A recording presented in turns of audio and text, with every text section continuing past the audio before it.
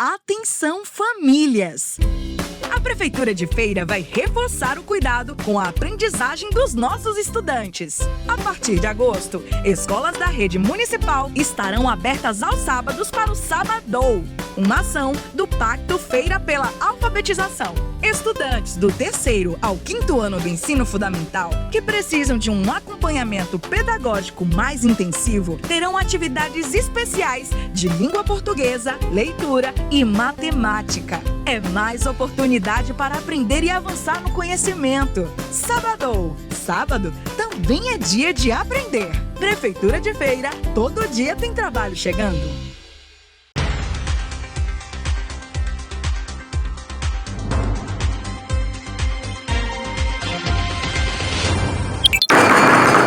Tá começando mais um episódio do Tirando o Crachá e hoje, Ana, a gente vai falar sobre o agronegócio. O agro que aqui na Bahia, em Feira de Santana, é muito forte.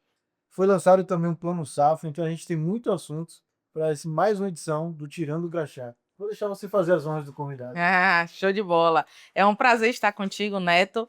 A gente fica muito feliz por estarmos construindo essa oportunidade e vamos falar sobre o que movimenta com pujança o nosso negócio local, que é o agro. Seja muito bem-vindo.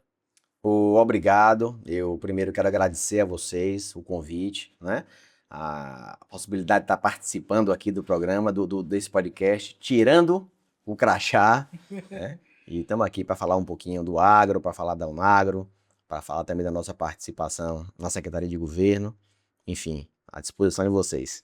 Para começar, vamos falar do plano safra, algo que vem repercutindo aqui em Feira de Santana. Nessa última semana teve também um lançamento, isso aqui para os agricultores aqui da Bahia. Acho que, se eu não me engano, são 500 milhões a mais com relação ao ano passado.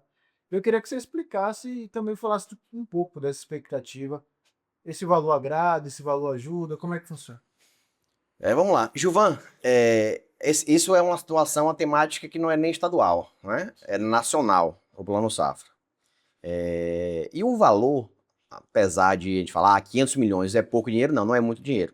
Mas para a grandiosidade do agronegócio brasileiro, é um nada. O aumento do Plano Safra de 2025 para 2026 foi de apenas 2%. É isso mesmo, 2% foi o que cresceu o Plano Safra de 2025 para 2026. E teve algumas peculiaridades que estão dentro do processo que colocam o Plano Safra 2026 ainda mais restritivo ao produtor do que o 2025. Que é, primeiro ponto, e para mim o mais importante, a verba de custeio, que é aquela verba que o produtor usa para plantar, para colher, para comprar o gado, aquela verba que operacionaliza a propriedade, ela teve uma redução de 30%. Então, apesar de o valor ter tido um aumento de um ano para o outro de 2%, a verba de custeio reduziu e a de investimento aumentou. Então o produtor que não quer comprar a propriedade, ele já tem a propriedade, mas ele quer operacionalizar para ter o retorno, essa verba foi reduzida. E o pior, nós estamos num ano com a possibilidade grande, esperamos que não tenha, mas existe uma grande possibilidade de que tenha o El Niño, né? Hoje a meteorologia tem acertado assim, em um percentual muito alto. Então existe a possibilidade de ter um El Niño ou um super El Niño. Então existia uma expectativa de parte do produtor de que o Plano Safra trouxesse o seguro rural, que seria pelo menos uma garantia para o produtor rural tomar o dinheiro, fazer o investimento, investir na propriedade e se alguma coisa desse errado, ele ter ali pelo menos como suavizar o prejuízo, mas não veio. Então nós entendemos que isso vai gerar um impacto importante, tá? Nos investimentos do agro, não só da pecuária, que é o que mais tem aqui na nossa região, micro-região e macro-região de Feira de Santana, mas também na região do oeste da Bahia, né, que já é uma região de agricultura. Eu imagino que essas modificações, né, do Plano Safra vão gerar um impacto muito negativo no agronegócio. Antes de passar para Clara fazer suas considerações iniciais, aqui em Feira a gente já vem sentindo essa questão da estiagem aqui esse ano. O senhor que roda a Bahia, conhece muitos agricultores, pecuaristas, eles também já vêm sentindo esses impactos? Vem sim. Já se percebe que o volume de chuva de 2026 foi menor. Aqui na região de Feira de Santana, apesar de ter sido um volume menor, mas como houveram chuvas frequentes em pequena quantidade de volume, mas houveram, não se sente tanto, né? As propriedades estão verdes, apesar de não ter feito água nas barragens, nos tanques, mas estão verdes, tá? Agora, tem regiões na Bahia que já estão totalmente sem seca, né? Num período que não era mais para estar. Então, a gente já sente que existiu esse ano uma redução, tá? Apesar de o momento não ser de trovoada, a trovoada é lá em fevereiro, em janeiro, fevereiro, até março. Agora é um período de inverno e a gente sabe que o inverno não chega em regiões mais do sertão, tá? Mas como não teve a trovoada, em alguns locais não teve a trovoada de março, tem lugar que agora já está em seca. Perfeito.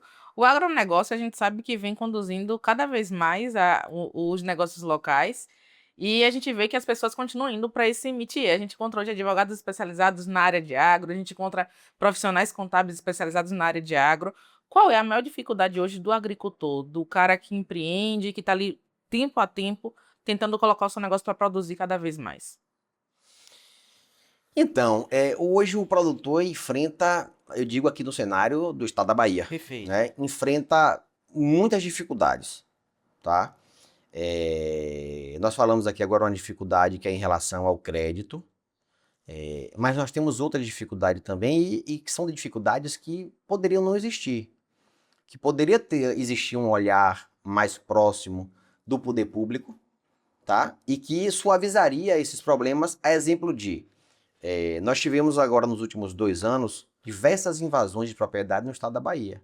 Muitas. Inclusive, o surgimento, o nascimento da Unagro aconteceu por conta de invasões de propriedade no estado da Bahia. Se eu for perguntado, eu vou depois dizer como é que aconteceu o nascimento da Unagro. Mas, enfim, invasão de propriedade, que é uma coisa que não se imaginava mais que pudesse acontecer. No ano de 2026, né, você tem sua propriedade lá com documento, com escritura, cercada, produzindo, seja gado, seja agricultura, e um grupo de pessoas quebrar a cerca e entrar e falar não vou sair porque eu tenho direito à reforma agrária. Não, a reforma agrária, o produtor, o brasileiro, todo mundo é a favor da reforma agrária. A reforma agrária está na lei, a gente tem que respeitar. Agora, reforma agrária se faz com desapropriação de terra, você não pode invadir sem permissão.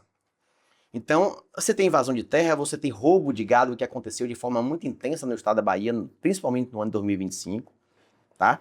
Você tem dificuldade do ponto de vista de autorização para supressão de vegetação, principalmente em localidades como na Chapada Diamantina, que eram locais que não se tinha descoberto as possibilidades de você plantar, de você agriculturar, por exemplo, o café, que está tendo muito na Chapada, regiões como o oeste da Bahia, tá? Que hoje tem há muito tempo que tem o milho, tem o sorgo, tem a própria soja. Então, se o produtor vai lá e compra uma propriedade devoluta, para ele limpar aquela propriedade, para ele desmatar, ele precisa de uma autorização do órgão competente, que é o INEMA. Então, o produtor faz o quê? Um pedido de supressão de vegetação. Um técnico do INEMA vai à propriedade, vistoria a propriedade, confere a documentação e aí ele dá ou nega aquela autorização. Isso era para acontecer num prazo de uma semana, 10, 15 dias. Estaria razoável. Mas hoje na Bahia, pasme, a realidade, você fez um pedido de supressão de vegetação. São 18 meses, é isso mesmo, são 18 meses para um técnico do INEMA ir até a propriedade para poder fazer a primeira vistoria. Então isso é um gargalo no desenvolvimento. Perfeito. Você compra a propriedade por 10, 15, 20 milhões, contrata funcionário, paga imposto, compra máquina para poder começar a produzir, na que você faz a solicitação não vem, você fica parado. Se você limpar, se você desmatar sem autorização, é um crime ambiental. Então você pergunta, quais são os desafios? São muitos. E são desafios que poderiam não existir. O climático, por exemplo, o El Niño não tem jeito. Aí é natureza. É evento fortuito, não depende do produtor, não depende do ser humano. Agora, um técnico do INEMA passar 18 meses para ir numa propriedade rural, para dar uma autorização ou para negar uma supressão, para que o produtor possa pelo menos recorrer, isso aí é incapacidade do Estado. Se o Estado não pode dar, não pode cobrar. Tá certo? Então, assim, são muitos desafios que nós enfrentamos, mas eu acho que o produtor rural da Bahia e do Brasil alimenta grande parte do mundo. Então, a necessidade do alimento é muito forte. Então, acho que é por isso que o produtor vem se reinventando, vem enfrentando as dificuldades. Épocas ganha dinheiro, épocas não ganha, épocas perde, tá? Mas vai produzindo porque a necessidade do alimento é muito grande. E não é só no Brasil, é no mundo. Perfeito. E já trazendo essa nuance, né, e trazendo todas essas dificuldades enfrentadas, diante dos adventos da tecnologia e do que ela tem propagado, né, em relação à inteligência artificial e a todo esse desenvolvimento, como é percebido esse movimento dentro do cenário agro? No agro você tem diversos níveis de produtor, tá? Você tem a agricultura familiar, que é o cara que tem uma propriedade pequena, tem ali 5, 10 vacas, ou tem uma horta. Você tem um médio produtor, né? O pequeno produtor, que já é um produtor que tem 50, 100 cabeças de gado ali, ou uma propriedade de agricultura um pouco maior. Você tem um médio produtor e você tem um grande produtor, aquele cara que faz mesmo por escala, que às vezes tem até o próprio confinamento. Então, a agricultura familiar, o pequeno produtor e até o médio produtor, a gente percebe que ainda usa pouco, muito pouco do que poderia usar de tecnologia. O grande produtor, como tem acesso a assessorias externas, já usa mais inteligência artificial, já usa mais mecanismos, tá certo, de tecnologia para poder fazer gestão, acompanhamento, desenvolvimento de sua propriedade. A Unagro, inclusive, nós criamos agora, nesse semestre, um programa dentro da Unagro que chama Programa Educa Rural. É um programa para trazer informação ao produtor. Agora, no dia 14, se não me falha a memória, 14 de agosto, nós teremos o primeiro evento do programa Educa Rural. Nós traremos 2 palestras técnicas para a Feira de Santana. A primeira palestra será sobre as mudanças tributárias que alcançam o agro. Então, essas mudanças recentes que aconteceram, que de alguma forma alcançam o produtor na forma de recolhimento do tributo, enfim, a forma que ele vai gerir a parte tributária da propriedade dele. E a segunda palestra, que é em relação a essas mudanças climáticas que estão previstas para os próximos meses, já alcançando a possibilidade do El Niño. Então, são 2 palestras técnicas, informativas, para que o produtor possa utilizar isso para se prevenir, para se acautelar, para se organizar, né? A forma que ele deve se organizar. Vou dar um exemplo. Uma propriedade rural que tem uma criação lá de 500 cabeças. Então, ela tem uma capacidade média de 500 cabeças de gado. Se nós estamos num período com a possibilidade de El Niño, correto é que ele reduza pelo menos aí 20 a 25% do rebanho para folgar um pouco mais a propriedade, manter o nível de capim mais alto, porque realmente se houver a dificuldade, o alongamento no período da chuva, ele consegue manter o gado por um período maior. Então são estratégias que se usa para que possa se evitar o prejuízo ou até a mortandade de animais. Para falar agora sobre o Unagro, né? Queria que você explicasse como é que funciona essa organização, qual foi o objetivo dela ter sido criada. Gilvan, a Unagro, ela nasceu há 3 anos atrás de uma forma totalmente orgânica, como eu vinha conversando, nós estávamos conversando aqui antes de começar o nosso bate-papo. Numa virada de governo, não se esperava mais, mas nós tivemos um retorno às invasões de propriedade rural aqui no estado da Bahia. Não é Brasil, é Bahia. Tivemos invasões de propriedade no estado da Bahia.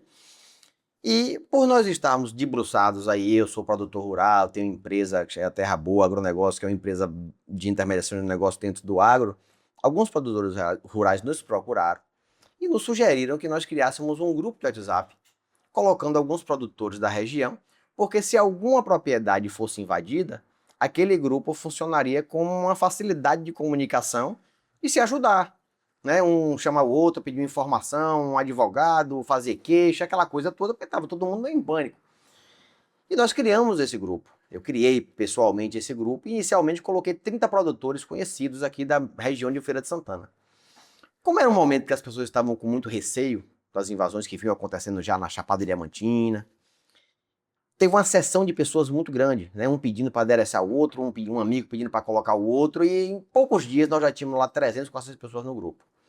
Hoje, para você ter uma noção, só no grupo de Feira de Santana, nós temos 850 produtores. Só no de feira. E hoje nós temos o Unagro Feira de Santana, existe uma Unagro Mãe, que é o Unagro Bahia, e existem núcleos descentralizados. Hoje nós temos a Unagro Feira de Santana, a Unagro Chapada Diamantina, a Unagro Serra da Jiboia, a Unagro Rio de Contas, que é lá na região de Piauí, sul da Bahia, a Unagro Oeste da Bahia. Então, nós temos hoje núcleos descentralizados, cada um trabalhando dentro de um cenário da situação que lhe acomete naquele momento. Vou dar um exemplo. Nós tivemos um problema muito pontual de roubo de gado aqui no Recôncavo. O Recôncavo faz parte a Feira de Santana. Foi o núcleo Feira de Santana que fez a atuação para combater, e graças a Deus teve uma investigação, nós combatemos, e desde outubro do ano passado que nós não temos mais roubo de gado aqui no Recôncavo. Tivemos êxito. Então, foi uma ação do núcleo Feira de Santana, do qual eu sou o coordenador principal. Então, hoje a Unagro funciona na Bahia toda, descentralizada dessa forma, atendendo ao produtor, na defesa da propriedade privada, na defesa do próprio produtor rural. Perfeito. Falando um pouquinho sobre as camadas administrativas e as parcerias que a Unagro possui para oferecer mais apoio aos fundamentos do agronegócio. Quais parcerias vocês têm hoje? Inicialmente, nós fizemos uma movimentação, uma articulação política, não é muito grande, nós visitamos as instituições, nós levamos as pautas do produtor, mostramos que o produtor, a partir daquele momento, tinha representação, a Unagro tem CNPJ, os núcleos têm CNPJ, são filiais registradas.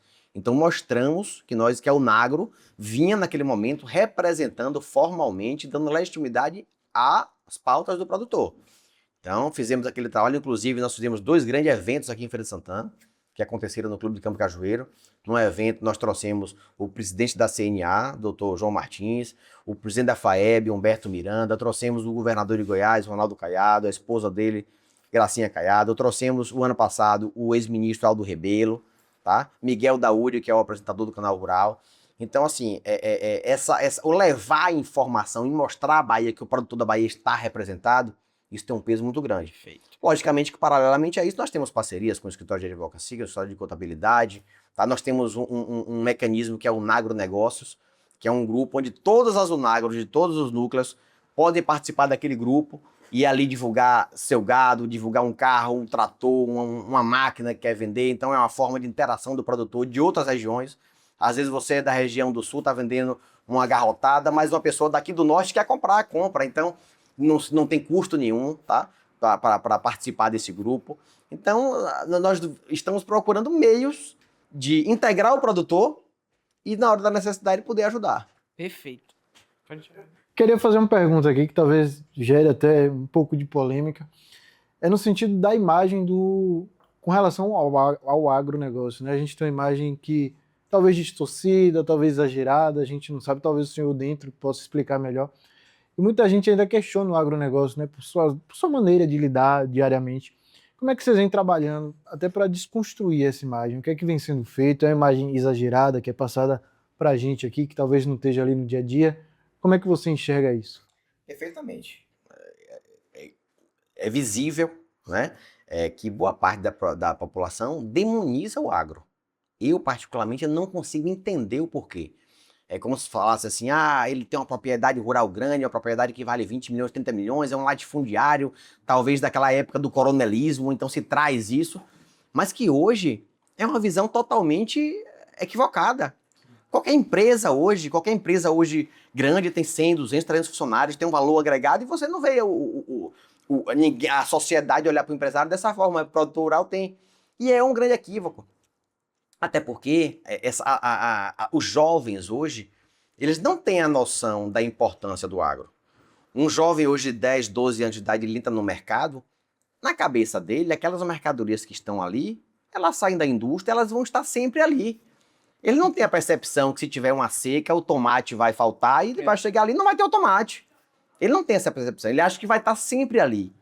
Então, é com esse programa do Educa Rural, que ainda hoje pela manhã eu estava conversando com o professor Jodilton da Faculdade Nobre, é levar informação, inclusive, para dentro dos colégios das faculdades. A gente precisa levar a importância, mostrar de onde é que vem a comida, mostrar o nosso agro aqui do Brasil, que a gente precisa se orgulhar dele, que todos os países do mundo, 20% pelo menos do que sai do Brasil, enche o prato de 20% das pessoas do planeta. Se faltar comida aqui, falta para o mundo. O Brasil é o país que mais importa carne no mundo.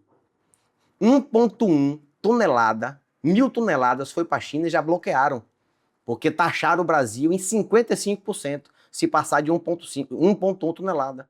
Falta de quê? Falta de articulação do governo federal. Perfeito. Tá certo? A Europa, o Brasil, a partir do dia 3 de setembro, está proibido de mandar carne para a Europa. Por quê? Porque descumpriu uma norma sanitária por falta de informação. O produtor não tinha informação, então ele chegou lá, ele aplicou um remédio no gado dele que, teoricamente, a Europa não aceita aquele remédio como um remédio que ele pode consumir aquela carne, e a carne do Brasil está, a partir do dia 3 de setembro, está bloqueada, vai estar na Europa. Então isso gera o quê? Um efeito negativo, que a carne vai sobrar dentro do Brasil. Pode ser que haja uma redução no custo da carne do produtor aqui dentro do mercado interno. Então são mecanismos, são preocupações institucionais e governamentais que precisariam acontecer para defender o setor que representa quase 30% da economia do PIB do Brasil e que a gente não enxerga isso. O senhor falou dessa questão do jovem, não entender a importância, o tamanho do agro, principalmente o agro brasileiro. Eu queria saber de você, talvez isso tenha passado de seu avô para seu pai, que passou para você também, com relação a isso. Vocês estão conseguindo atingir essas novas gerações ou ainda é algo bloqueado, talvez?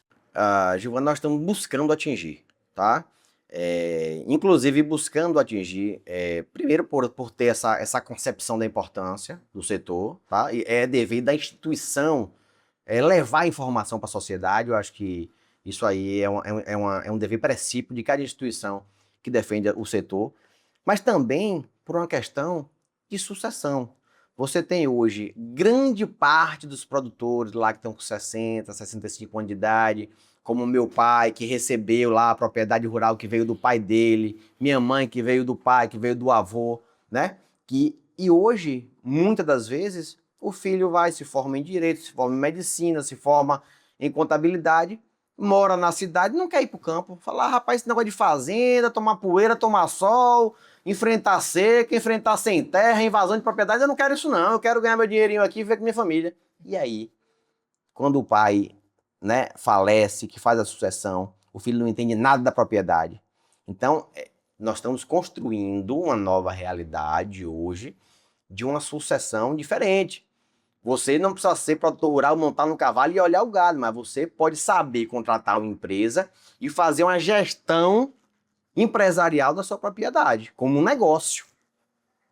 Tá certo? Então, nós estamos tentando alertar levar essa nova perspectiva para muitas famílias, para muitos produtores que hoje têm. O produtor já chegou para mim e fala assim: Neto, eu estou pensando, rapaz, em vender a fazenda, porque se eu faltar amanhã, vão deixar acabar a fazenda.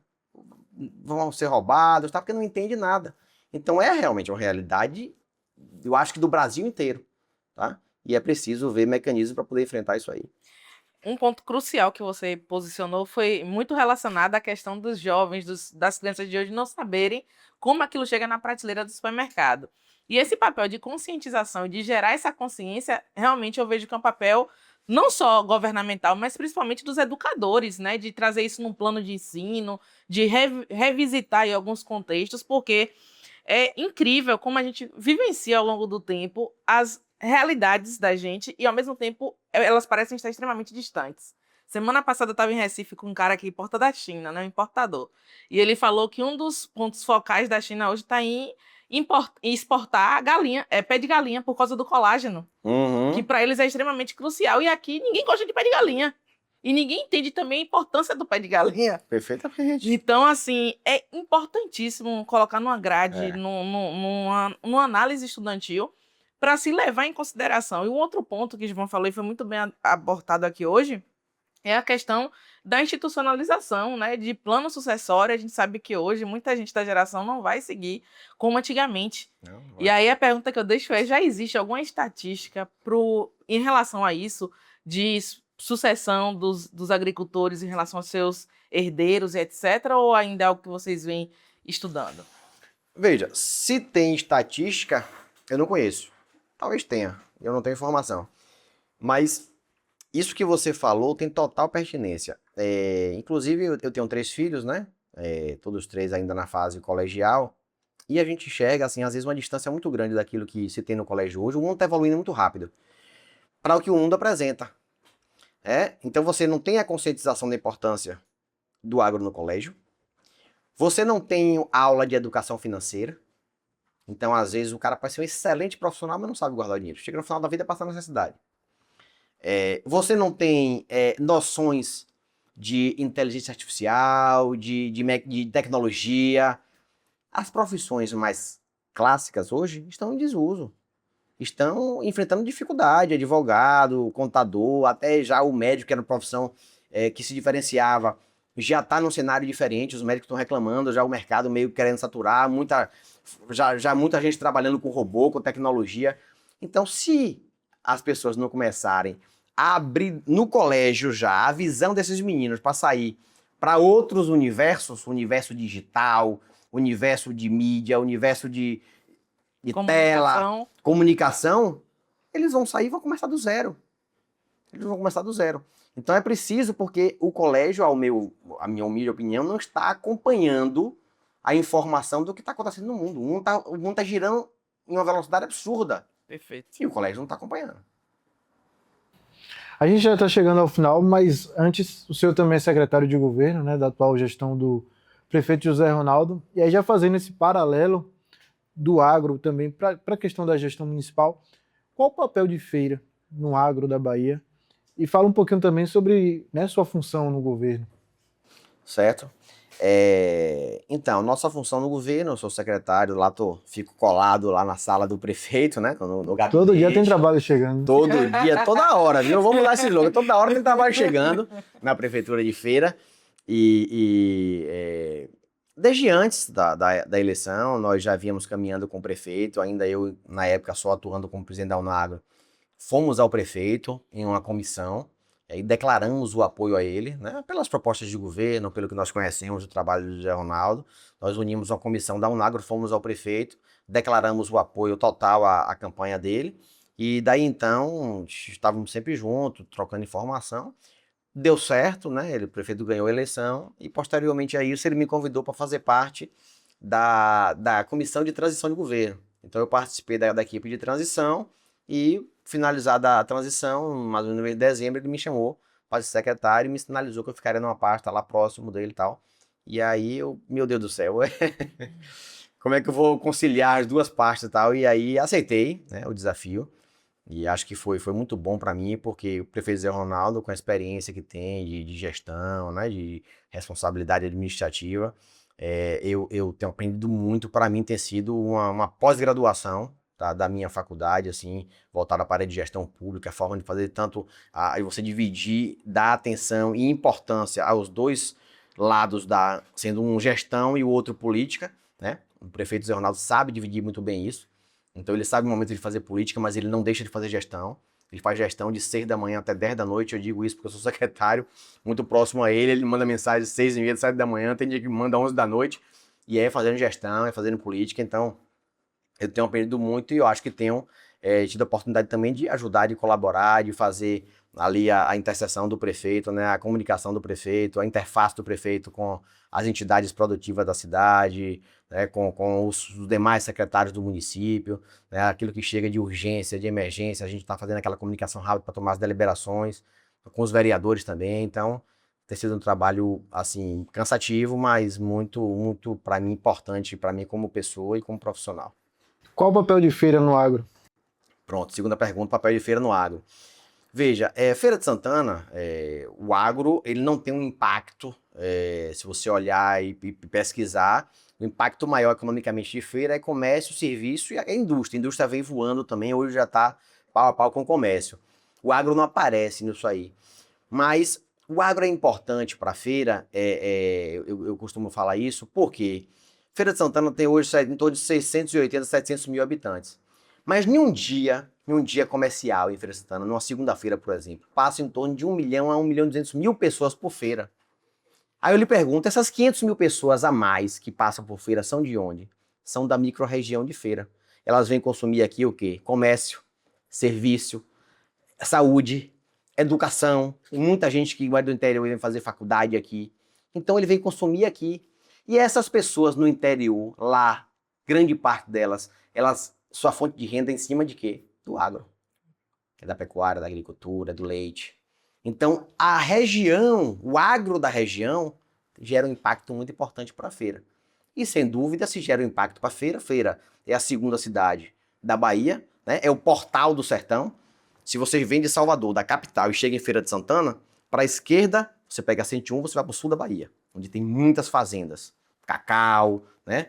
O Recôncavo. Se você vai sentido oeste da Bahia, você pega ali primeiro a Caatinga, você pega a Chapada Diamantina, chega no oeste. Direito, você pega ali o Cerrado, aquela região de Serrinha, Biritinga, Nova Açores, que hoje tem muita água no subsolo, então é propriedade inclusive de agricultura. Então, feira é o portal do sertão, é o portal do agro. Então, não tenha dúvida, observe nossa Expofeira. Cada ano ela bate recorde de gente, de público, as pessoas vão, gostam de animais. Então, Feira de Santana tem uma importância muito grande para o agro e eu acho que, inclusive, é uma bandeira, uma pauta da Unagro hoje, tornar a feira uma representação estadual do agronegócio.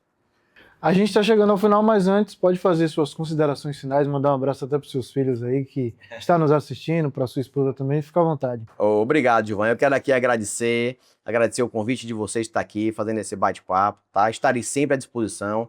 Agradecer mais uma vez, inclusive eu quero aqui, já que você me abriu essa possibilidade, pedir desculpa à minha esposa, a meus filhos que não estavam acostumados com esse cenário até final de 2024, tá? Que eu tinha uma vida mais amena, ainda quando eu era mais advogado e Unagro, conseguia chegar em casa mais cedo. Hoje, com a secretaria, meu amigo, eu saio cedo, chego 7, 8, 9, 10 da noite. Então, pedir desculpa a eles pela ausência, mas dizer que eu os amo muito e que eu faço isso por eles também. E eu quero agradecer aqui a Feira de Santana, agradecer a todos os produtores rurais do estado da Bahia, agradecer ao prefeito José Ronaldo pela oportunidade de ter me dado de estar aprendendo lá com ele na prefeitura, agradecer a vocês e nos colocar aqui à disposição sempre que precisar. Eu digo mesmo, as portas do Tirando o Crachá estão sempre abertas. Clarinha, o Tirando o Crachá está ficando por aqui, mas a gente tem um encontro marcado na próxima quarta. Valeu! Valeu!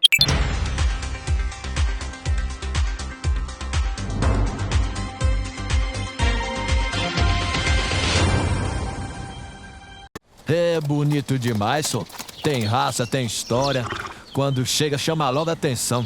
É de tirar o chapéu. O maior orgulho do sertão está chegando. Bons negócios te esperam. Bora! Expofeira, é agroforça, é tradição. Expofeira, maior orgulho do sertão. 47ª Expofeira. De 6 a 13 de setembro, a gente se encontra no Parque João Martins, Prefeitura de Feira.